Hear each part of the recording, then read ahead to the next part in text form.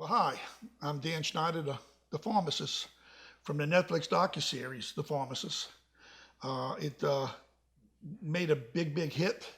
It's named in USA Today 10 in the top 10, and also it's got a movie that's in the works. And so it's really an exciting time for me, and I finally have a chance now where I have some notoriety and a platform, and I think we can. I used to say where we haven't moved the needle yet on this opioid pandemic, I call it opiate addiction pandemic. And I think now maybe I can help move the needle. It's not going to be me. It's a we. Okay, we all in this together. Shane, you're doing a great job in getting this message out, awareness, and trying to find treatment for people and trying to focus on the health side of this thing as opposed to the criminalization side of this thing. And so I'm excited. Let me tell you a little bit about our how the docuseries came about and a little bit about my son. Okay, my son was when he was 22 when he was murdered. Okay, and he was a good kid, really a good kid. And it's crazy, but most people that lose a son to drugs or a daughter to drugs, they've went through a lot. Well, I don't know whether it's kind of a mixed bag, but we didn't go through a lot. He really had almost no trouble with drugs. The only thing I ever knew that he did was marijuana. We discouraged that.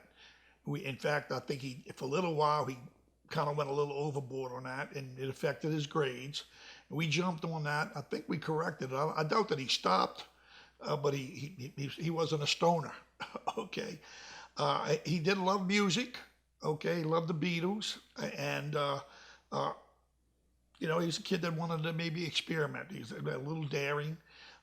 He didn't do real well in school, but he managed to graduate. But he did excel in one thing. He read a lot of books, and he wrote poetry.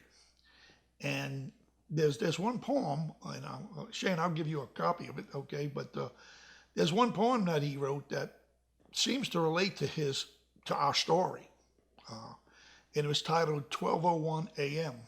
Okay, and it was about the death penalty, and about he didn't believe in the death penalty, and just a few of the words are wrong turn. It's like a mystery story. Life burns.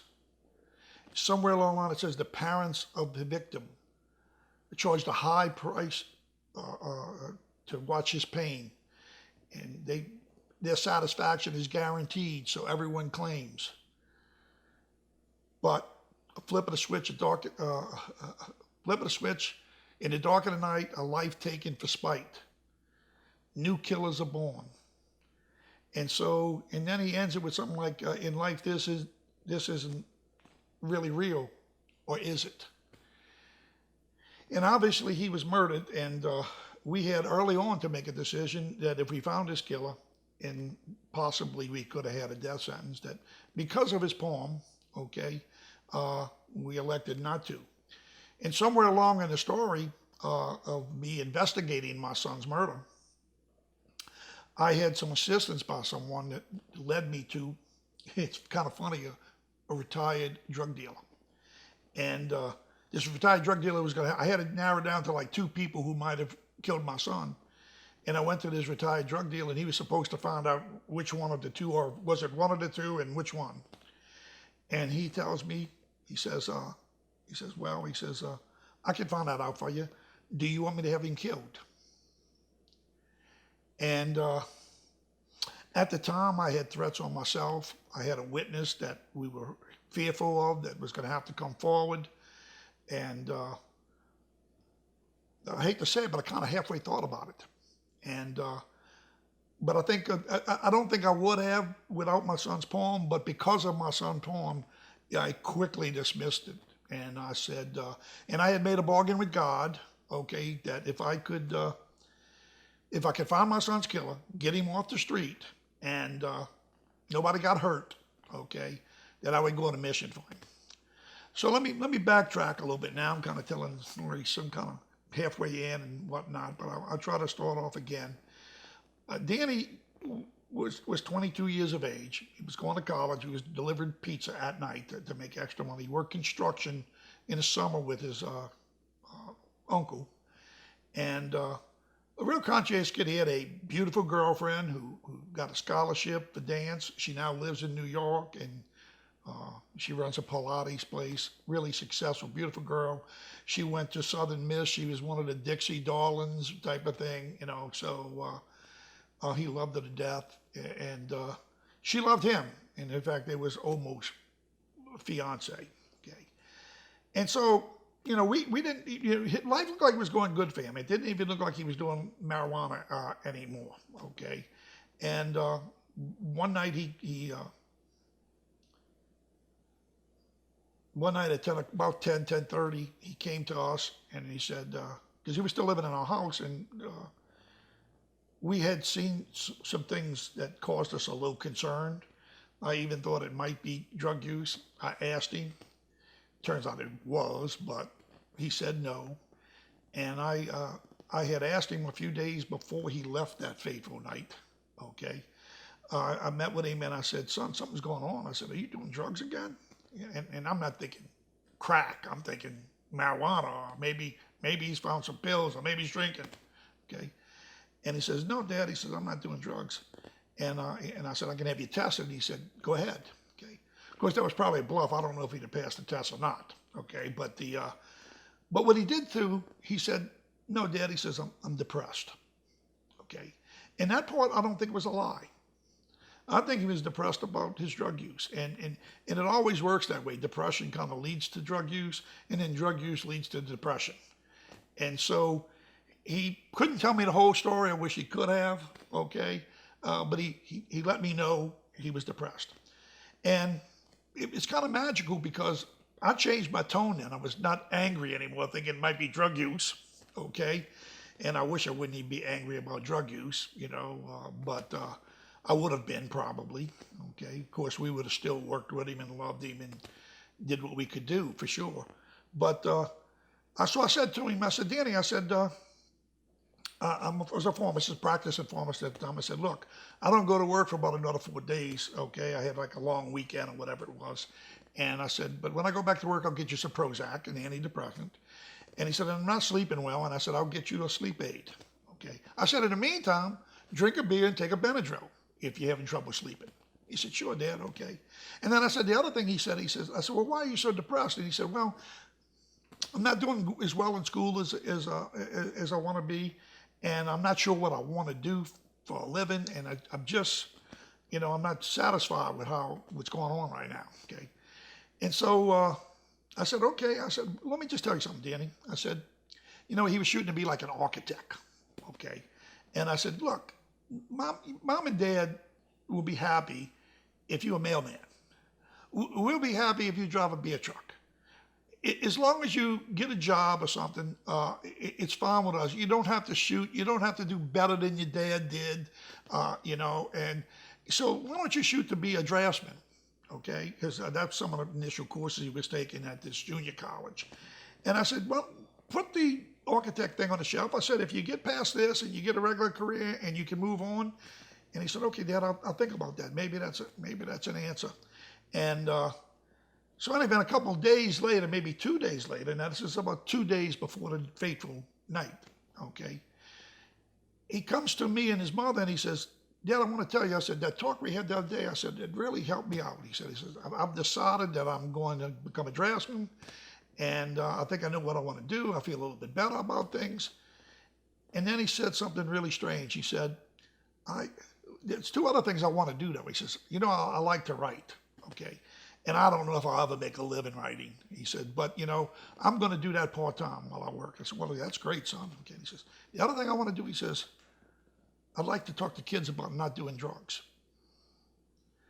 And you know, it's crazy at the time, but all these things, him saying it was depression and him saying all these things, I'm thinking to myself, this kid finally gets it. You know, we probably don't have a worry, you know. And honestly, if you now in hindsight, he was really struggling with this thing.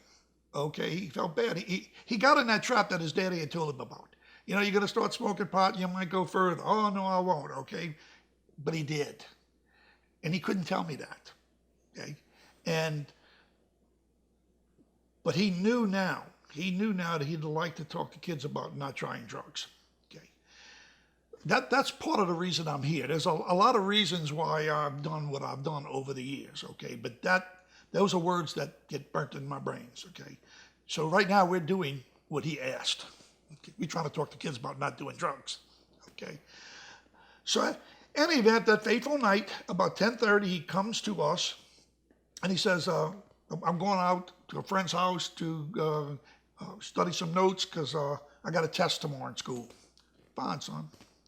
Well, 5 minutes after he leaves, one of his friends calls. He says, "Is Danny there?" I said, "No, he just left to go get some notes." He said, "Okay." And so I'll bring out why that phone call was important in just a minute. But any event, we go back to sleep. 2 o'clock in the morning, there's a loud knock on the door. Okay.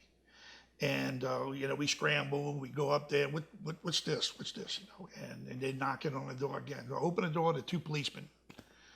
And, we think Danny's sleeping upstairs,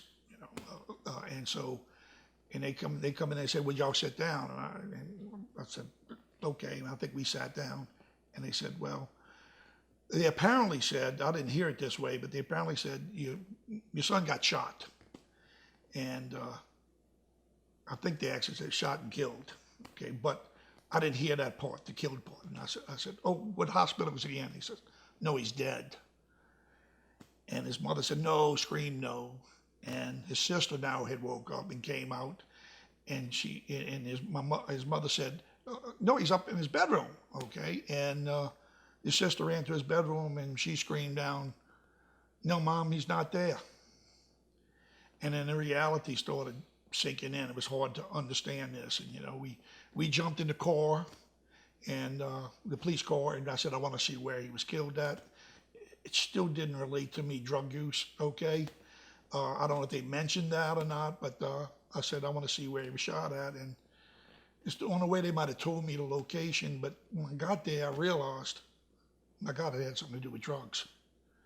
And then that was a double whammy. Back then the stigma was bad, and I was guilty like everybody else. I looked at people that did drugs as, not the right kind of people, maybe bad people, or, and I'm almost embarrassed that I felt that way back then, but I did. Okay, and so we had the double take of losing him, but also losing him to drugs was embarrassing.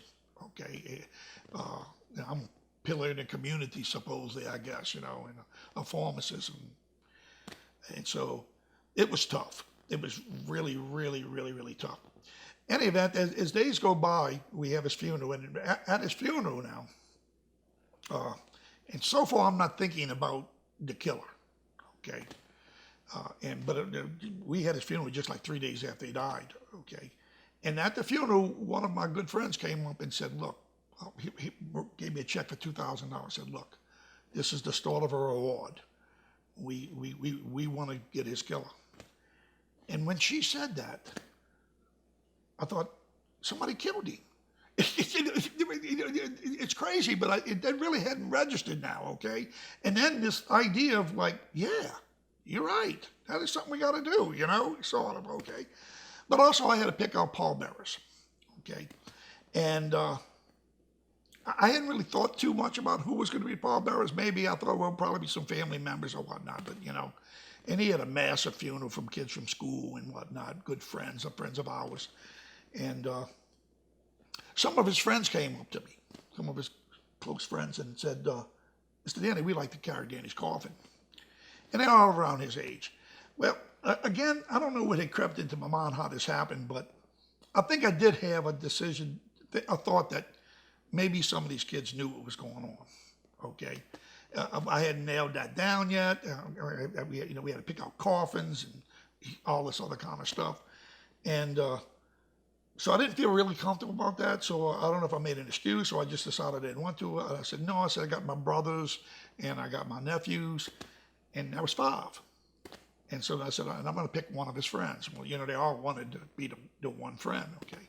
But I picked a friend that he hadn't been associating too much with lately. They were still good friends, but he didn't associate with them very much lately.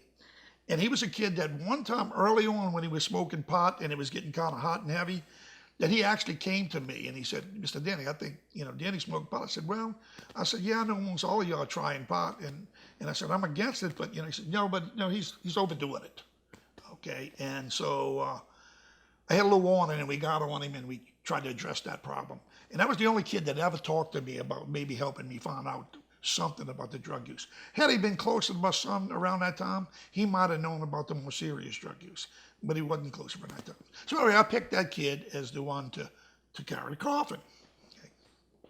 So after the funeral was over with, I am trying to find out what's going on. I'm kind of starting in my investigation. And one of the investigation was me trying to figure out how the hell this happened.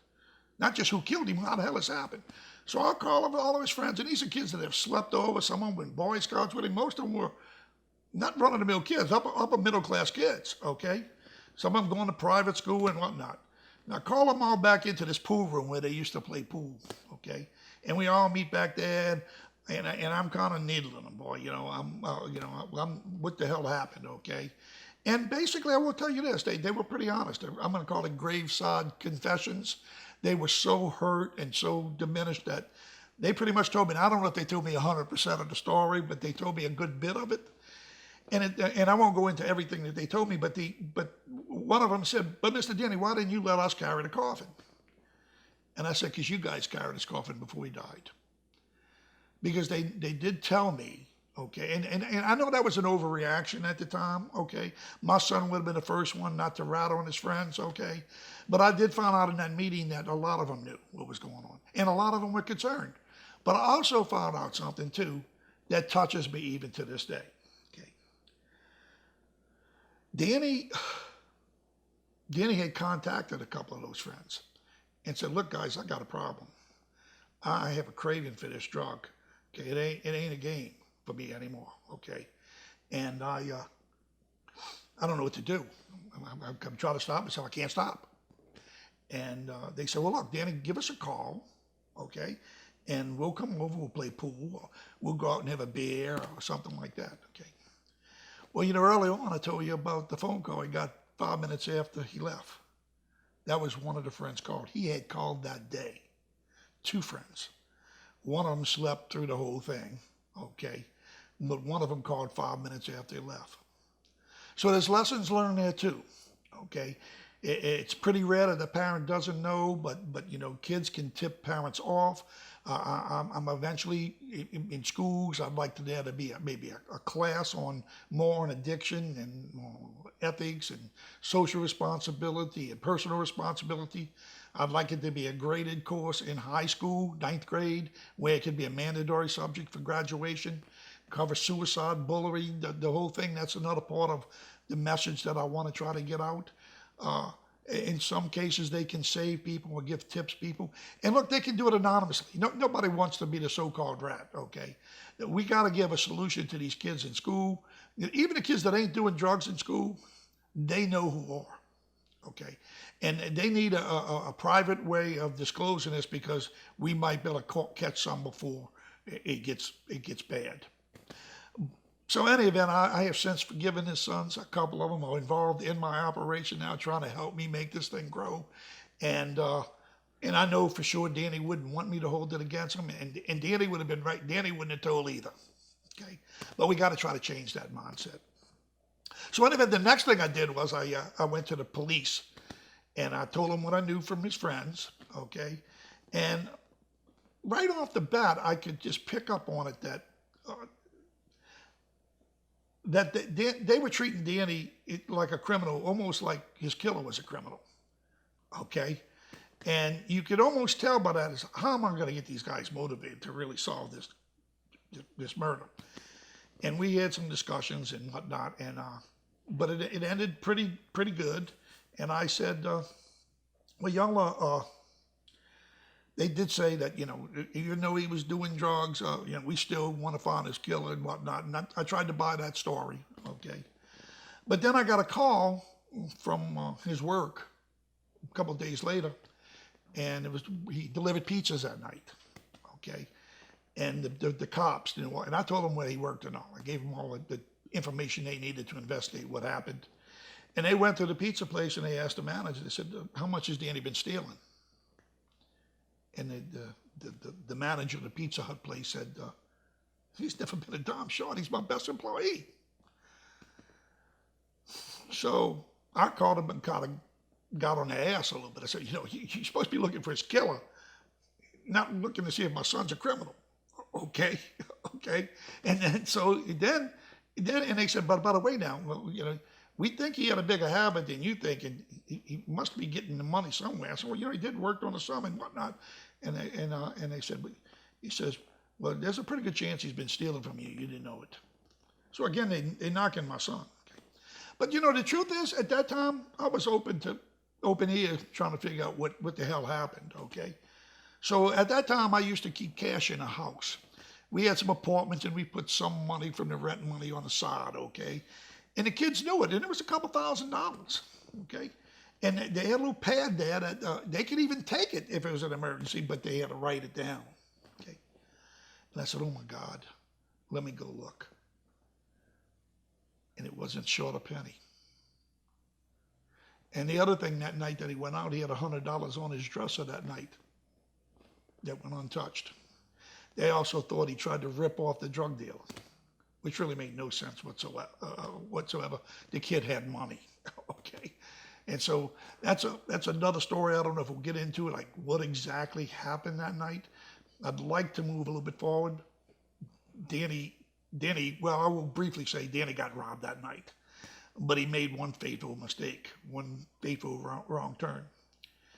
He went back, and he didn't go back to hurt anybody. Okay, he wasn't yet that kind of kid. Okay, never had fights, never had detentions and all that kind of stuff. He had a few dollars left. He went back to try to buy it. But I now think that his killer actually, and he said he was afraid when Danny came back that Danny was coming after him. And there were a lot of other kids in that area with the whites and the blacks kind of fighting. And some of those kids would fight with each other.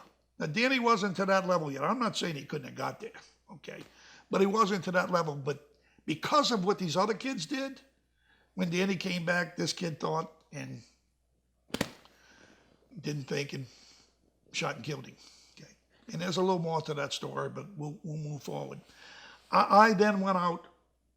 By the way, the kid that killed him, early on, the police did do a little bit of work, but whatever they did do, they botched up. Early on, they had a Crime Stopper call, and the Crime Stopper call named this kid that actually killed myself. They named him, and they went and picked him up. They brought him in, and they said, "Geez, tell us what happened. We got a witness that said they saw you kill him." "Oh, I didn't kill him, but I saw who killed him." Well, the police made a big mistake right there. They went hog wild into that. They kind of wanted to show me that they could solve the case because we already started having a little friction, and I didn't talk too much about that. But just for the sake of time, I'll if I get back to it, I will. But there was a friction going on, and it was kind of like, you butt out of this thing. We don't want your help, and you a pharmacist, go to work. You don't know what you're doing, because I was also trying to investigate early on, and so it was kind of like them showing me like we found his killer. In any event, so I bought into that, and I befriended my son's killer, okay, because he was a witness, and I made efforts. He was going to help me find the gun. Okay. And the investigation is a lot more complicated than that, but I wouldn't find out he was a killer till I finally had a lot of run-ins with the police, and a lot of people want to know why I started recording people. It's another part of the story, okay? Because what actually happened was early on, I wanted to put up that reward money, okay? And the cops kind of didn't want me to. And then finally, they said yes, okay, after a week or two went by. And we had a press conference. And I got up there and I cried. In fact, that's in the documentary, okay? I got up there and I cried, and we pleaded, and we announced the reward. Well, I went on that night, and I'm watching the TV. I'm watching myself on the screen, crying, but I feel pretty good because I did something, okay? We had already went to the neighborhood and checked out things and put up posters and whatnot, We'd already, at that stage, I was still semi-trusting the police. So I sit down, and after the news goes off, I shut the thing off, and I get a phone call. And it's this cop, sergeant, that works on a night shift, and he's in charge of my son's investigation. And I had never spoken to him. I spoke to higher ups. I didn't know who at the lower level was in charge. And he rips into me. He says horrible things about my son. He's a crackhead. He's a, spoiled, rotten brat, and you better butt out. You shouldn't have put up the reward. I mean, he reams me a new asshole. Okay, excuse the language. And so finally, the conversation ends, and I'm shocked. I'm saying, shit. So I take out a notepad, and I try to remember everything he says. And I said, I got to record these bastards. Okay. So I went out and bought like $300 worth of recording equipment. And that started me on my recruiting. And later on, it would help me solve the murder. Okay. And I recorded everything, even stuff I didn't need to record. But that helped in the story, too. You could hear my wife crying. You could hear me crying. I started treating the recorder as like a friend, because my wife and my friends and all didn't want me doing this. It was dangerous. And I was driven to do it. Okay, so sometimes I couldn't talk to anybody other than myself. And I would talk to myself. Also, I didn't trust my head at that time. You got like brain fog after you lose a kid.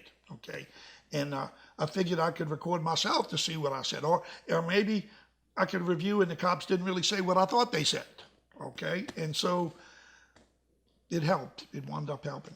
So eventually, though, months go by, the cops can't put a case together, okay? The little bit they did, they screwed up, okay? And now you can almost tell that now they have no interest in the case, okay? And so I'm out there working my butt off, okay? I even meet with some of the church people in the area, and a few of the church members went and walked the streets with me, okay? So in any event, though, my wife finally comes to me and says, Danny, look, and it wasn't so much her. All her friends were calling her. And when they would call her, she'd start talking to me about not going any further with this thing. And then I'd resell her on why we had to do it. And she would go along. But then her friends would call again. And there's this struggle going on. And it really got to the point where I started saying, I'm kidding myself. I probably can't do this either. Okay. And so, along the way, I had made this promise with God. I would pray. I got a lot closer to God while this was going on. And naturally, initially, I got angry with God. But real quick, I started depending on God. He's another person I could talk to. Okay. And I had promised God that if he would help me find my son's killer and nobody got hurt, I would go on a mission for him. Okay. And the mission would have been what my son wanted us to do, try to educate parents, educate kids, and see what we could do to reduce the drug problem. And so I told my wife, I said, look, it's September. And I said, Annie, she said, please quit. Please. It's tearing me up. Something happens to you. We don't have you either. I said, all right, tell you what. Give me 30 days, okay? I will give this thing up in 30 days. There's a couple things I want to do. The police had stopped me from doing. A couple things I'd never gotten to. And one of the things I got to was cold calling everybody in the area.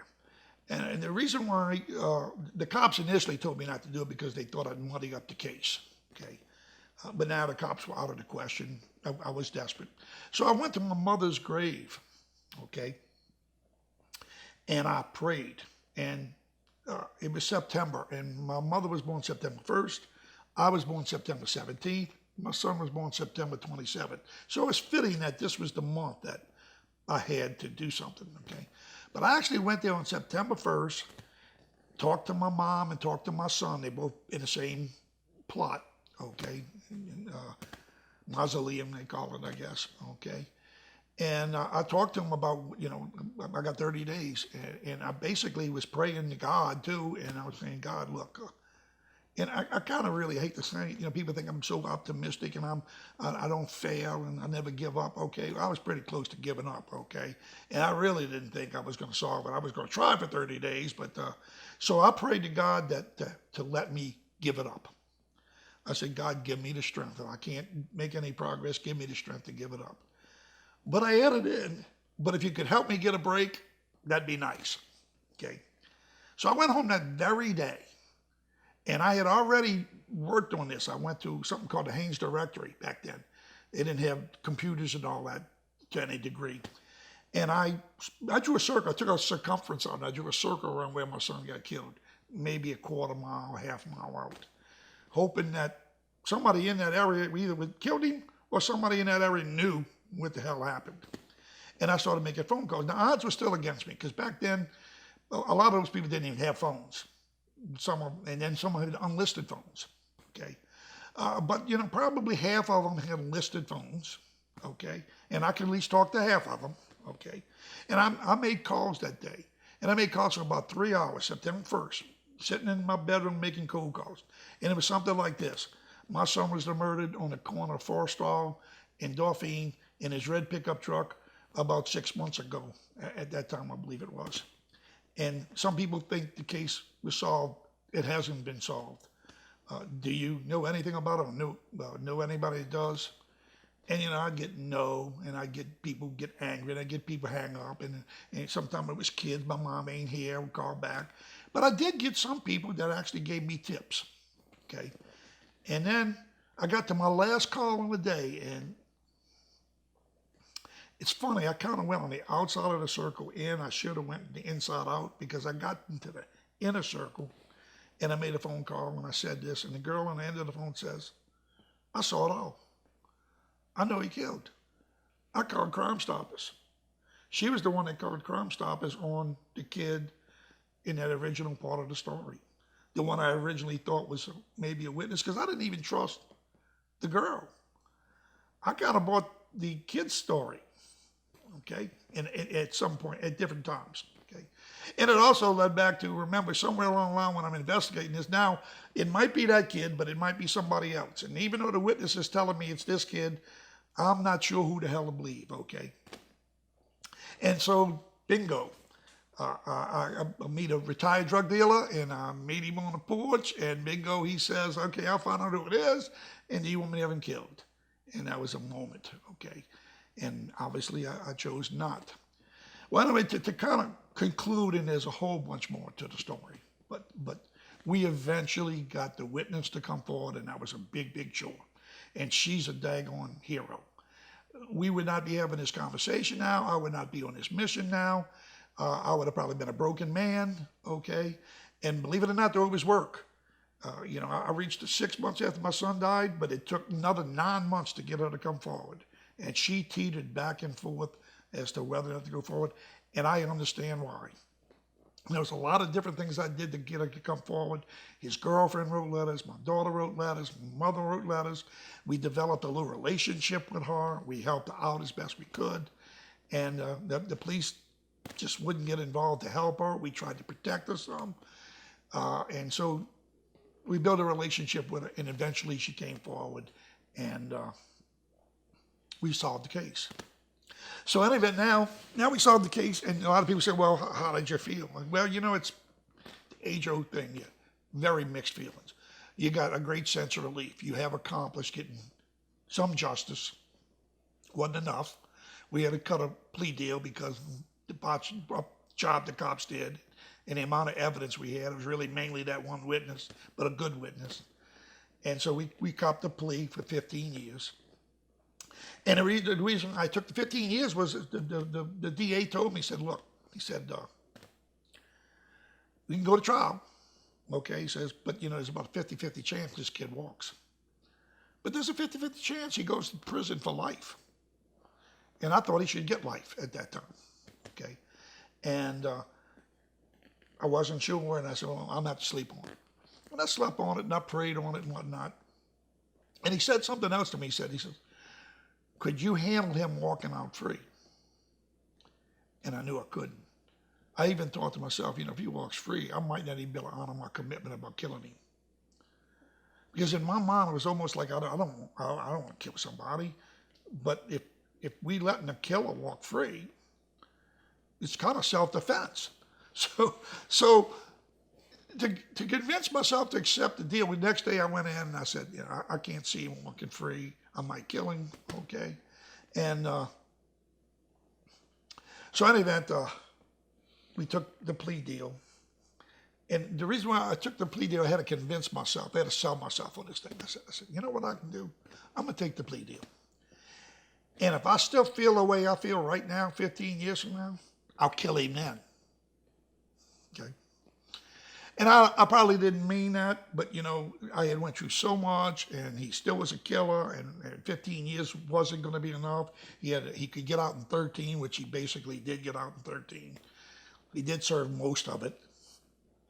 In any event, so now we went out, and I got to grieve now. You won a victory, you won the case. Honestly, I felt pretty good too that I proved the cops wrong, that I could solve the case, because that also frustrated the hell out of me.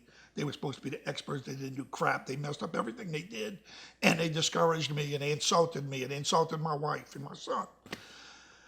So that was a little victory, but it didn't have my son. So it was a hollow victory, and that kind of hit you.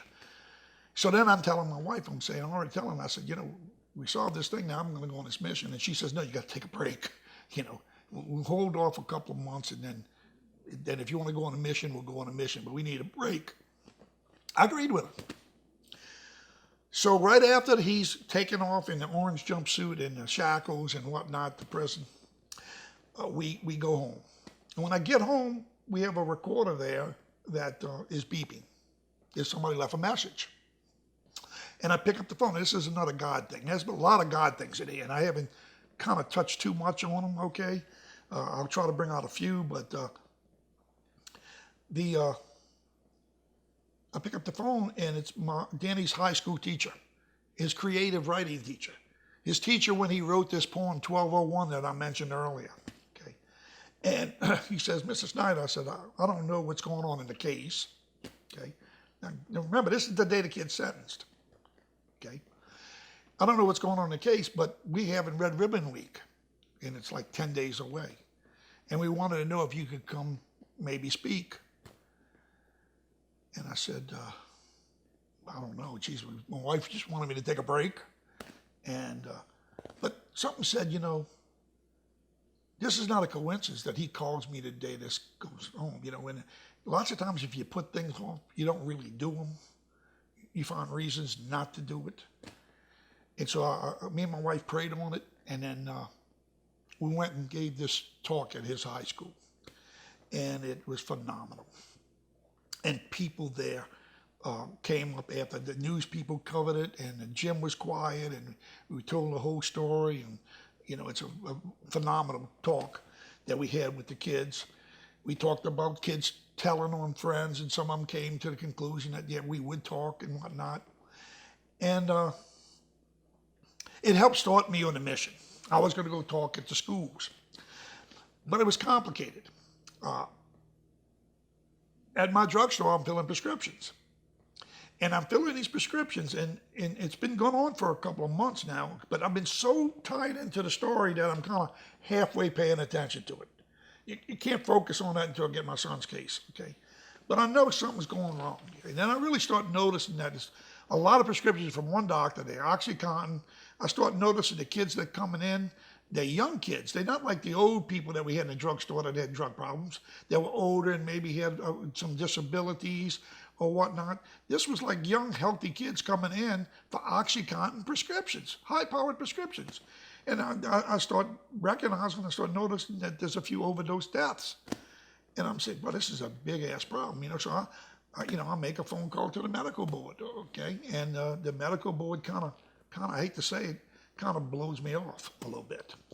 And so I said, Jesus, what you going to do? And I talked to my local police department and said, well, we know it's a problem.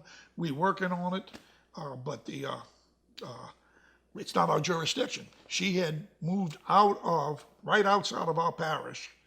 Some people would call it community, okay?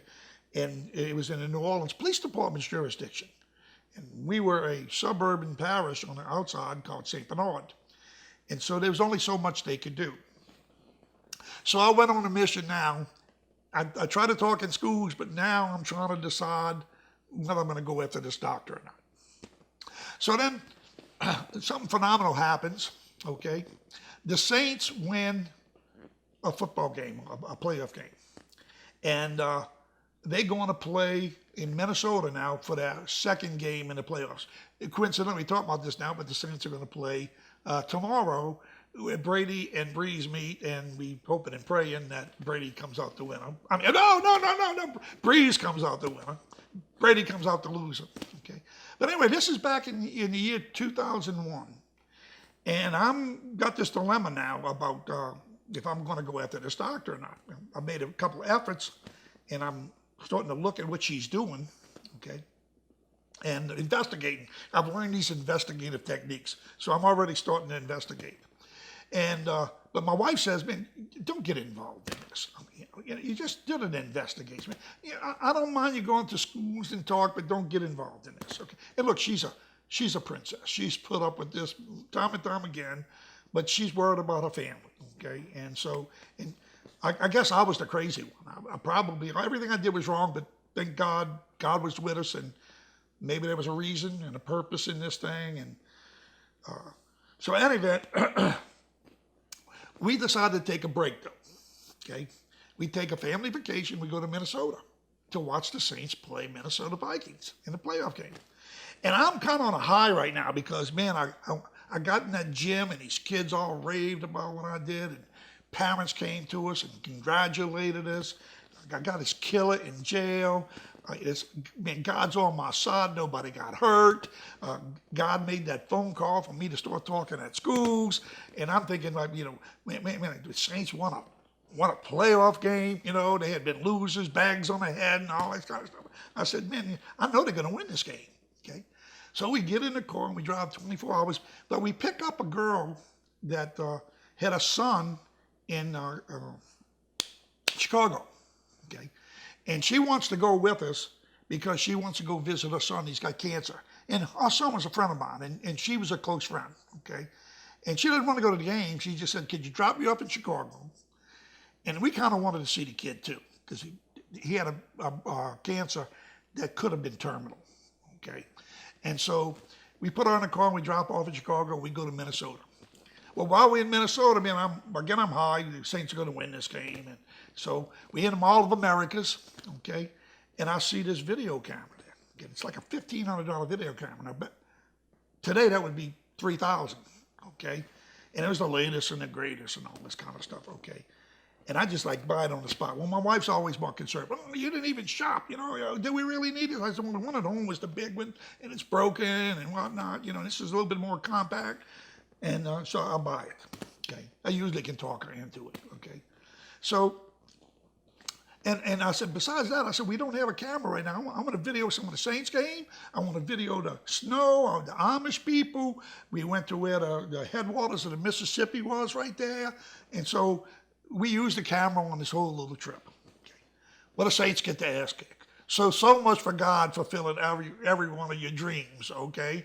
I guess that was not that significant of a dream, okay? But they get their butts kicked. So we go back, we pick this girl up. Her name is Debbie. She's in the docuseries. And we driving back home now. I think we spent a night in a cheap hotel or something, whatnot. And we did get to talk to her son. And by the way, he has made it now. He's an attorney. They saved him the jaw cancer. They got it all cured.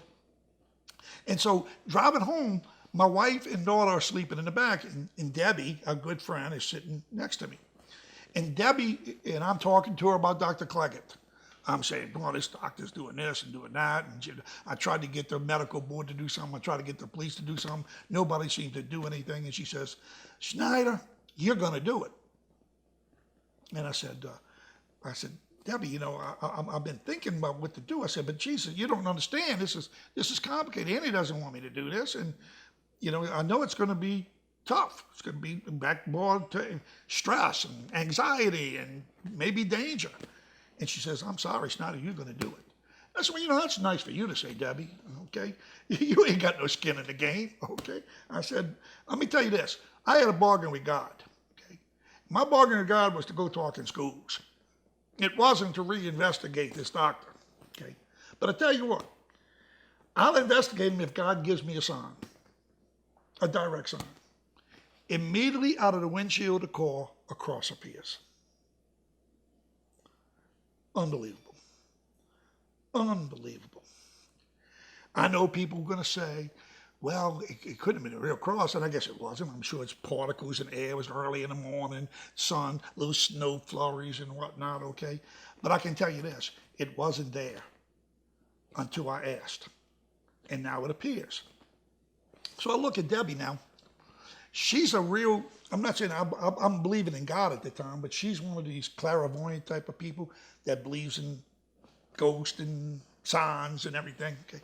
And I'm not. I'm still a doubter, you might say, in a sense, or skeptic. Okay? And I think I'm hallucinating.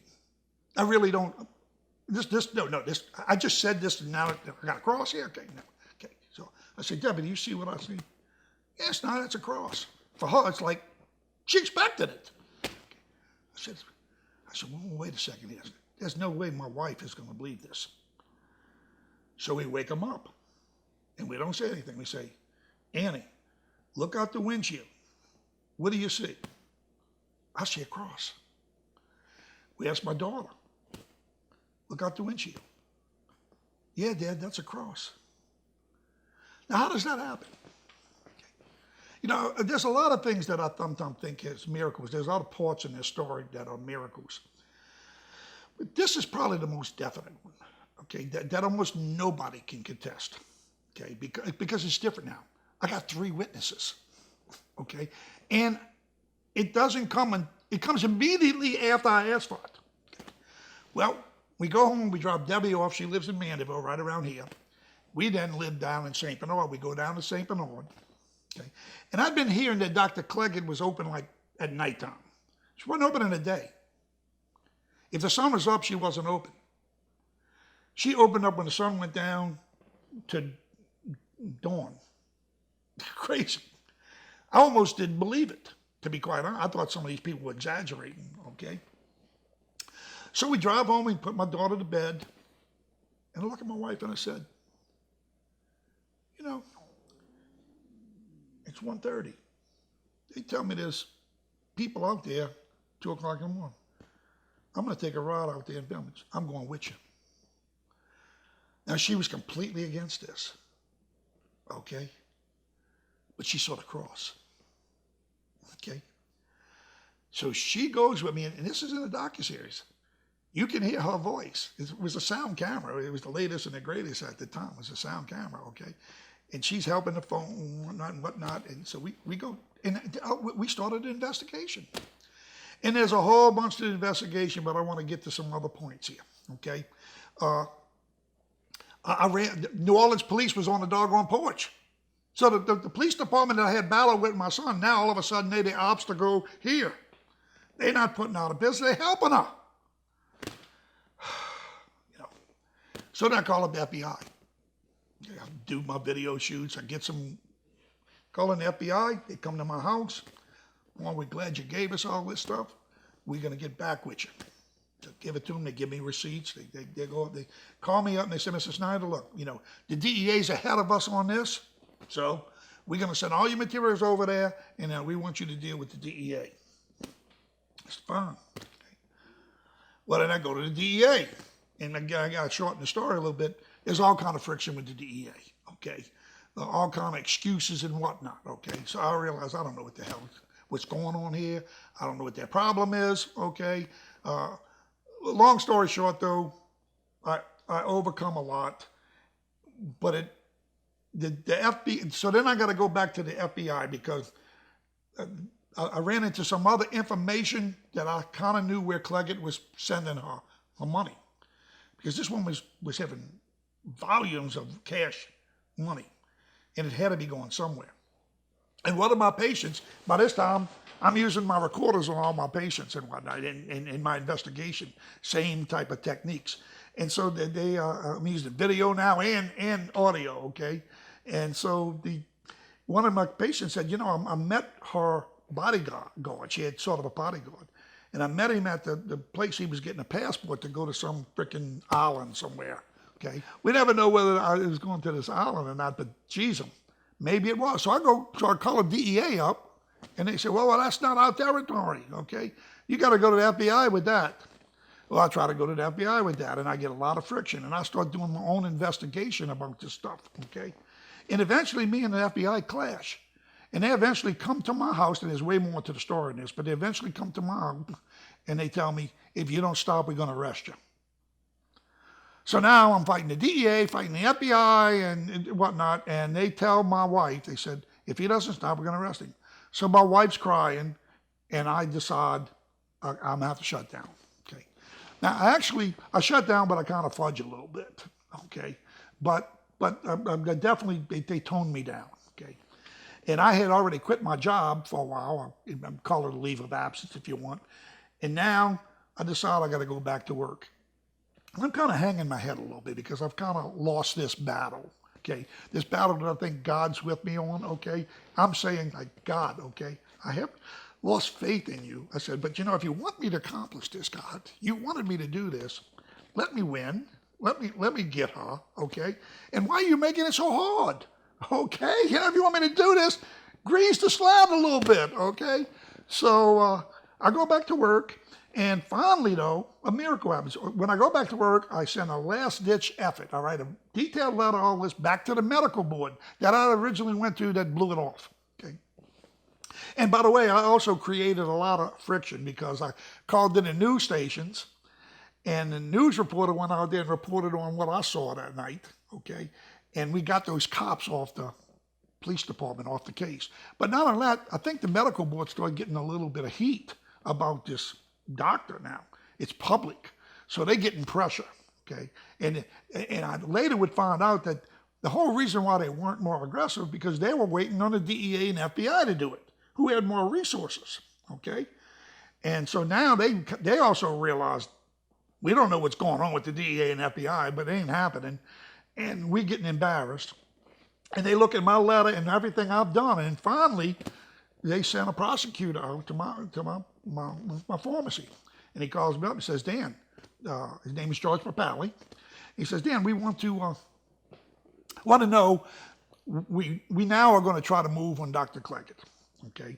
We're trying to build a case, and we've been building a case, but now we calling back people, are you really ready to go? And some of them are nagging, okay, because, she's got influence and whatnot, and you get threats and all kind of stuff, so we want to know if you want to participate in this thing. And I said, amen, let's go for it, okay? And so I start working with that prosecutor, and I give him all the information, and I get him with our police department. They got information. We have information with other coroners in Florida and in Alabama and Mississippi, and we were nailing her from all kind of sides, okay? But even still, the medical board, the prosecutor comes to me and says, Dan, he says, Dawn, I want to go forward with this thing right now because she's killing kids every day. People are dying every day. And I want to go forward with it, but they still worry. This doctor's got a lot of money. It's going to get tied up in court. And if they don't get her summarily suspended, she'll be able to operate while she's fighting this, okay? So we wanted to get her summarily suspended. And you need something dramatic for that. In fact, he said, you need like a smoking gun. And I'm thinking to myself, I said, what more can I do? What are you talking about? I'm working in the drugstore right now.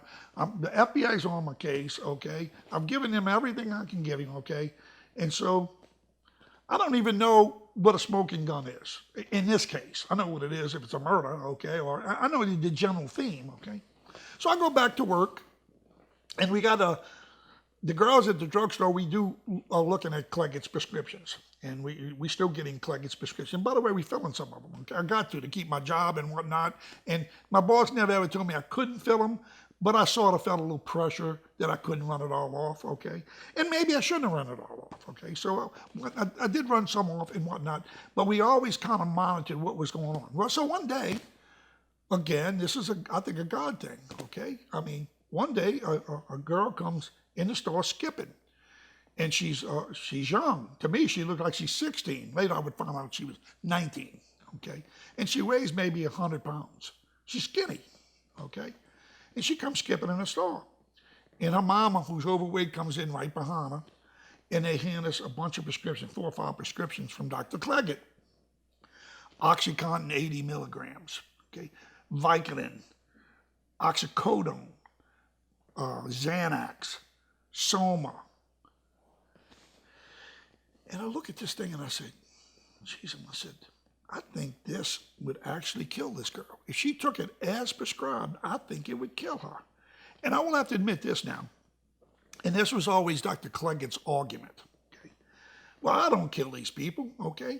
You know, they take more than what I write for. And it's basically true. Usually, most of these adults that would take the dose as she gave it to them, and if they didn't abuse, okay, they wouldn't die. Okay, they might become addicted and have issues, but they wouldn't die. Okay, but in this case, as prescribed, it would kill them. So I think to myself, gotta be smart. Okay, because what can go wrong? I learned that when I was going with my son's murder. I had to always look why isn't this right? Or the answer's too easy. Okay. I said, well, you know what? Dr. Cleggett's going to deny she wrote these prescriptions. So I started questioning the girl about the prescriptions, and she gets a little concerned once the prescription's back. But we had a little system in play. We had already copied them, okay? And we got a copy of the driver's license. They had to do that to get it filled, and they would give it up to get it filled, because not every pharmacy filled them, okay? There were other pharmacies she could have went to, and it was fateful that she came to ours. And I don't know why, because most people knew not to come to my pharmacy, because they knew I was involved trying to put her out of business. They were naive and came here. God thing, okay? So anyway, I get together with the girls. I didn't have my recorder that day. We got a speakerphone, and all the girls in the drugstore, who now, they know this is an evil doctor. They're trying to help me to do what we can do. We are frustrated. So I called Dr. Cleggett, and I said, Dr. Cleggett, I said, this young girl here got some bunch of prescriptions from you, and I want to know if you wrote those prescriptions. She said, you're effing right, I did. She was cocky. Cocky as oh hell. If you watch the documentary, you can see she was cocky. The DEA talks about how cocky she was. Well, she was cocky with me. Okay. Then I said, well, Dr. Cleggett, I said, and I knew the answers I had to get. Okay, I'd already thought this through. Okay, first I had to get her to say yes. Okay, she wrote them, because then she can't renege on that anymore. She's conceded it. Okay. Then I said, Dr. Cleggett, I said, the way I look at this thing, if this girl takes them as prescribed, she's going to die. She said, who made you an effing doctor? She couldn't have buried herself any more than this. Okay. So immediately, I'm thinking, this is a smoking gun. And it turns out that it was. I wrote an affidavit up, explained the whole situation. The medical board went in, and like within 3 days, they shut her down. She's never practiced again. Okay. Supposed to get in a criminal prosecution, but Katrina put that off. And years went by, and a lot of people wouldn't come forward. I was one of the only witnesses left. I was called up by the federal courts, went in, and they called me back, and they said, Dan, look, we want to run this by you.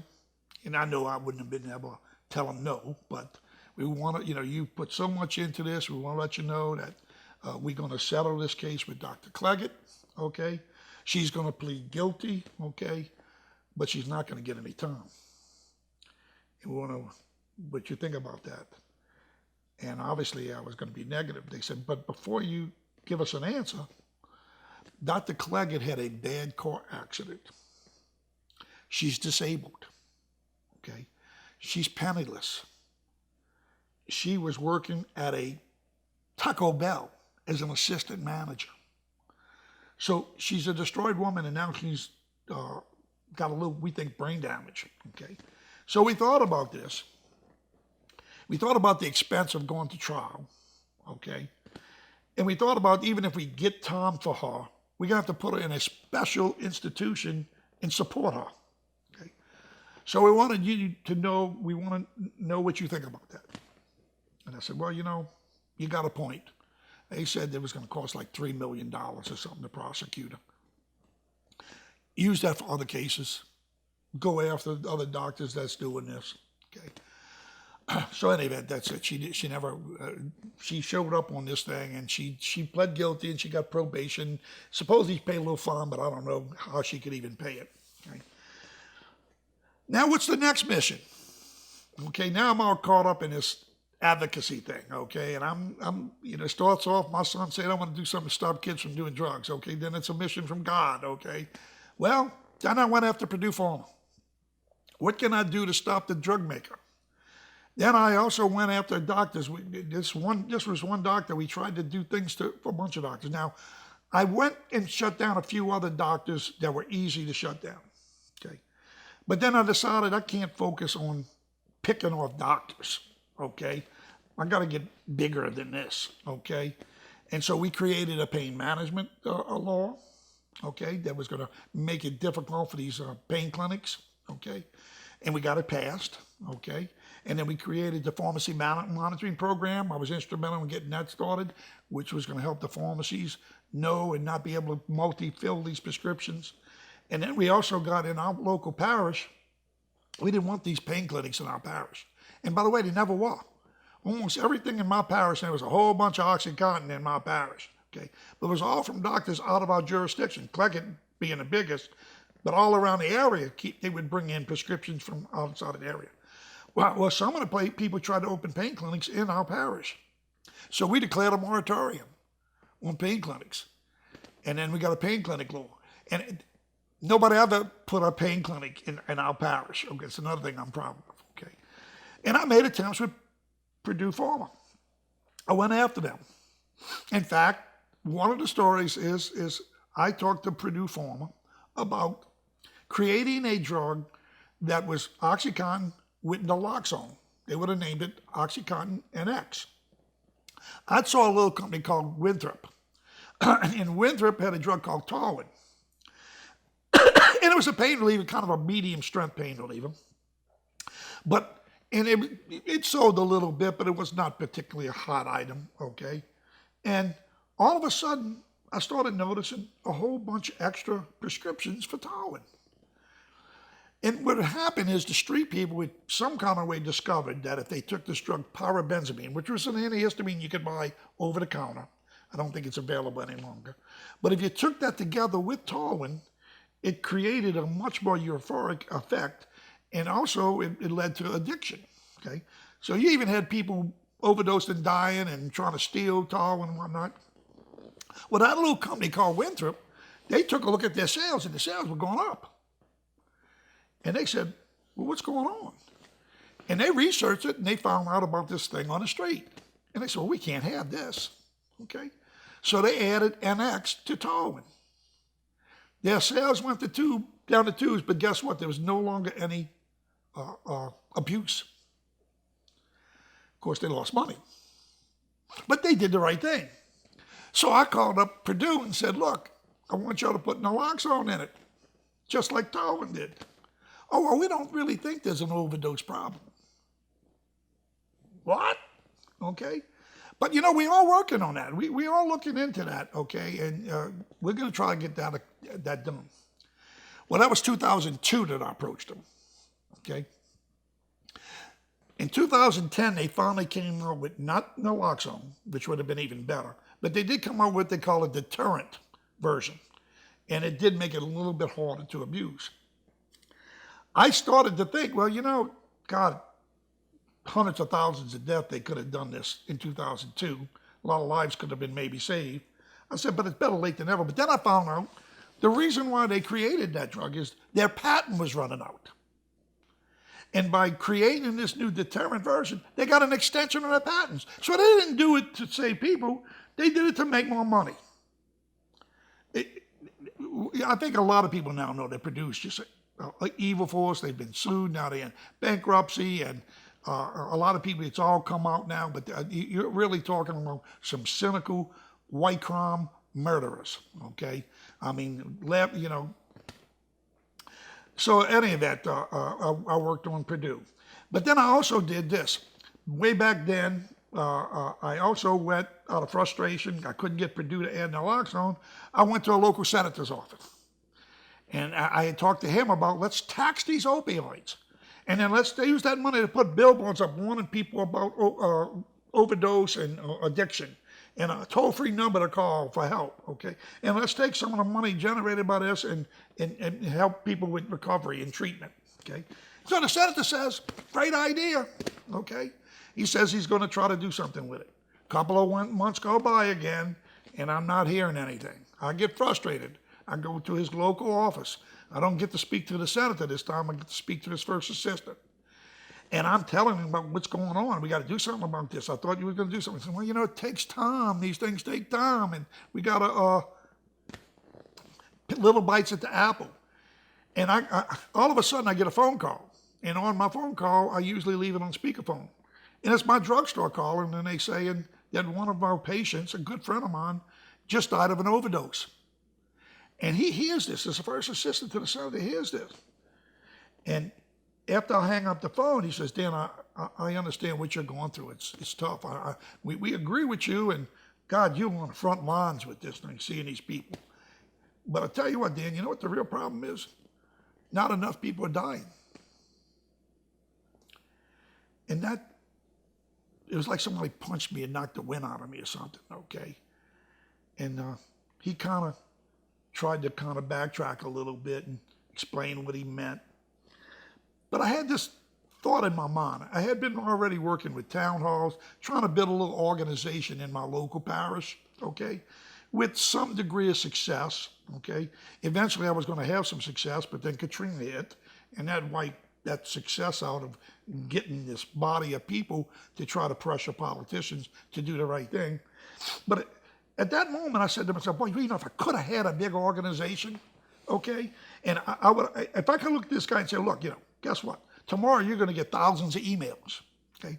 And I'm going to get some of these people to go together with me to the TV stations, and it's going to be on TV what you said. And I thought to myself, you know, I'll bet you any money if I could do this. This guy would have called that senator up, and they would have really tried to make this happen. Now, I don't know if it could have happened, okay? But there would have been real effort, because all of a sudden this guy's embarrassed, okay? And maybe it's going to affect his reelection, okay? Well, needless to say, that also shoo-shooed a little bit, because a couple of months after that, I do think they maybe were going to do some more action, but that particular senator I was working with was caught with prostitutes. And so he had to resign, lost all of his power and all of his clout, okay? So, you know, everybody thinks I've had nothing but victories in this thing because the documentary only showed victories. I've had a lot of hurdles, and I've had a lot of walls that I couldn't get through, okay? But I know to do this now, you know, how do you break out? And I didn't know how that would happen. And so at about age 65, and after Katrina, I did a few things. We tried, but I didn't accomplish what I had accomplished the first 5 years. But I was still taking time away from the family. We had our first grandchild. My wife again comes to me and says, Danny, you're 65 years of age. You've been working on this thing for 15 years or 20 years, okay? And, you know, would you please just really retire, okay? And I told her, yes, okay, I would. And I pretty much kept that promise. Every now and then I would look at something or read something or make a comment, but I pretty much retired. And then all of a sudden this guy looks me up. And come to find out he was asked to do an opioid story, okay? And he went down, he discovered an article in the Time magazine back in the year 2000 or 2001 that St. Bernard Parish was a hotspot for OxyContin and was seeing overdose deaths. Around the time that I was working on all that stuff. So he goes down, he's from in New Orleans, he goes down to St. Bernard and he meets with the police and whatnot. Now I'm retired and I'm living an hour away, okay? And they all start to talk to him. They said, but have you talked to Dan Schneider? He said, well, who's Dan Schneider? He said, well, this guy was all over that. I mean, he's the one that got the doctor shut down. He's the one that kind of helped reduce the problem, okay? So he looks me up and calls me up. And at this time, my wife, I think, listened to me, or I wound up talking to her. She again says, oh, here we go again. I thought you were retired, okay? I said, yeah, but this guy's just going to interview me and write a story. I said, it's a good idea to get the story out there. It might help somebody. Okay. But don't go any further than that. Okay, so bingo, the story comes out. Now the story comes out. Locally, it's big time. I'm getting comments from all around the area. And all of a sudden, I get phone calls from producers around the country that they would like to do more with this, either a movie or a documentary or something, that they think this could be more of a national story. So I signed on with a group in New York called Cinemark, okay? And they're going to create a scissor reel, which is like a mini movie, highlights of what they want to try to put across. And they go around to Hulu and Netflix and Amazon or whatever, all these different places they go, and they say, look at this story, will you help us produce it? Basically give them money to do it, because they didn't have the big bucks to do it, okay? And so in any event, Netflix picks it. And that's another God thing almost, because it competed against 65 other opioid stories. They wanted an opioid story, and it competed against 65 opioid stories. And the reason why they chose it was because it wasn't just a science opioid story. It also was he solved his son's murder. It's also he was a dad fighting for his kid. And it had these two elements, and they thought that would be powerful. So they financed the project. It's went to 100 million viewers, okay? I have notoriety. People know me now, okay? And even still, it didn't, people think I can see things ahead. And maybe I have in a way, but only because of crap that happened to me, okay? But sometimes I'm still a little naive, okay? I still thought things would settle down and I would be retired, and maybe it would send some messages out there to help some people. But I started getting hundreds of contacts. And people were asking me, man, please step up. There's a big problem out there. It's not going anywhere. We need a leader like you. And I'm thinking to myself, man, these people expected a lot, man. And I'm almost 70 years old. And my wife saying, oh, no, I told you we were going to get back involved in this crap, okay? And so one morning I get in my office, and it's just starting to weigh on me. I'm starting to actually think a little bit about this.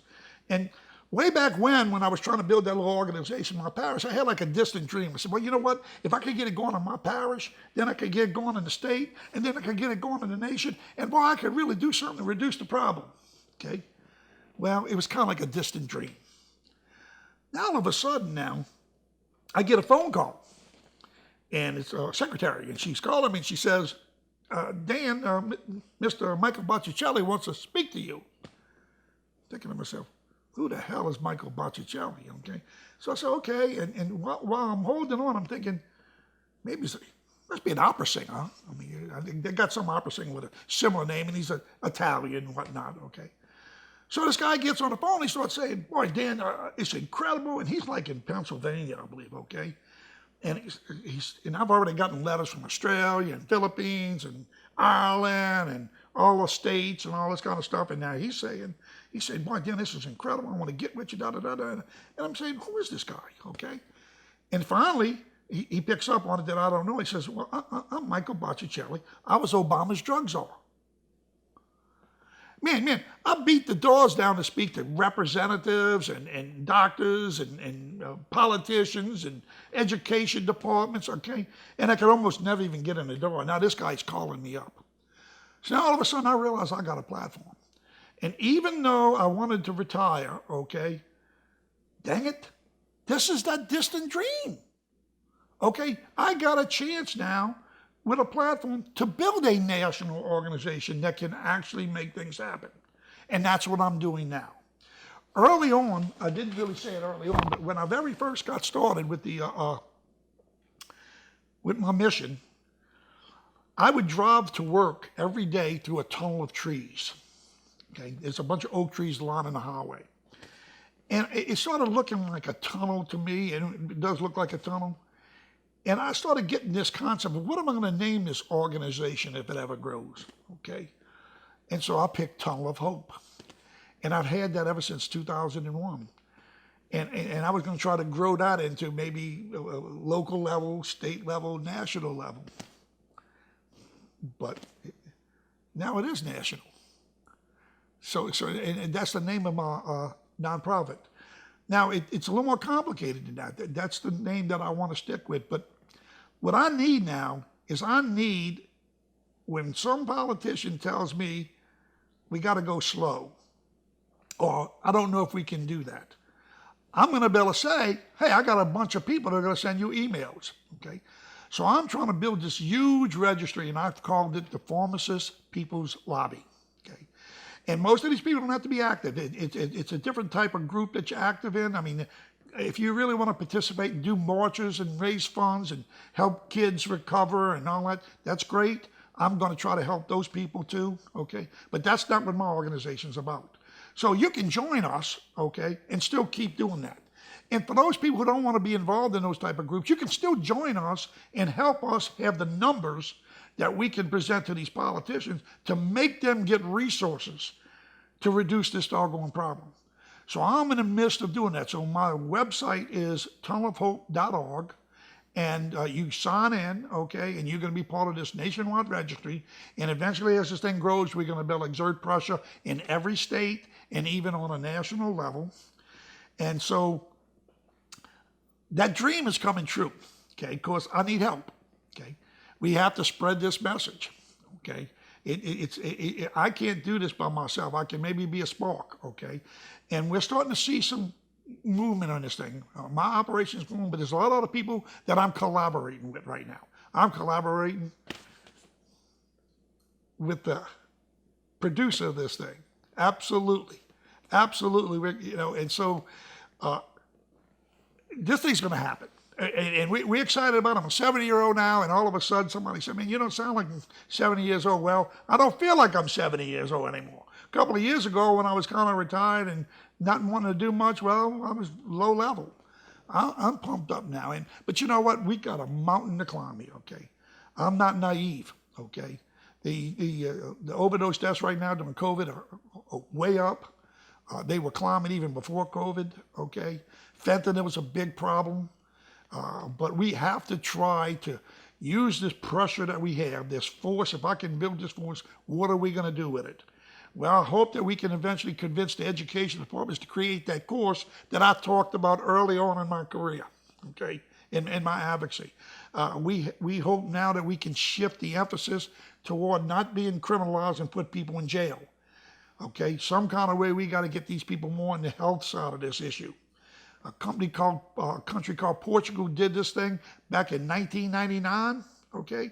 And that's the year my son died, okay? They had 400 overdose deaths. They instituted a decriminalization plan and a healthcare plan and put the emphasis on healthcare, and their overdose deaths went down 90%. Same time in our country went up 400%.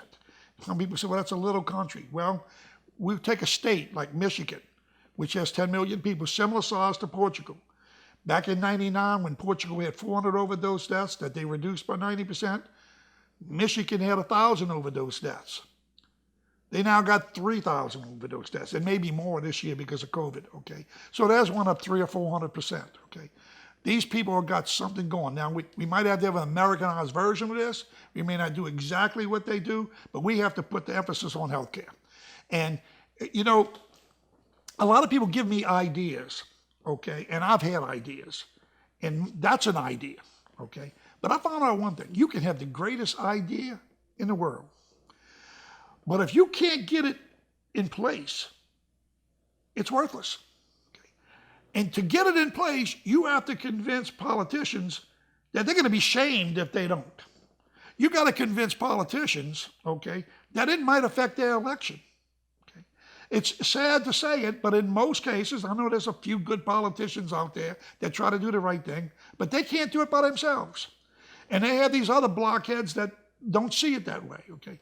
But if you can create pressure on all of them, where they know it might affect their election, you're going to get a bunch of them together, and we can get the resources we need for education, prevention, treatment, recovery, okay? We can work on trying to make it less criminalized and get the people that use drugs that have served some time to maybe get their sentence commuted. We got to defelonize this so that these people don't come in. If they do have to go to jail, we don't want a felony. Some of them have gotten felonies. They come out, they can't get a job, they can't rent an apartment, okay? So there's a bunch we got to do, and so I'm looking forward to this thing being broadcast, and I sure hope that we can all make a difference in this. So I appreciate the time. God bless.